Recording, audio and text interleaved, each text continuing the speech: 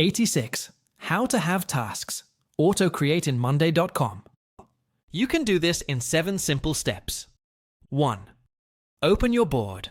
Go to the Monday.com board, where you want tasks to be automatically created. 2. Go to Automations. Click on the Automate button at the top right corner of your screen to access automation settings. 3.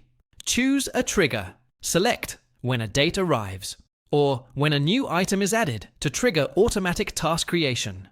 4th, set up task details.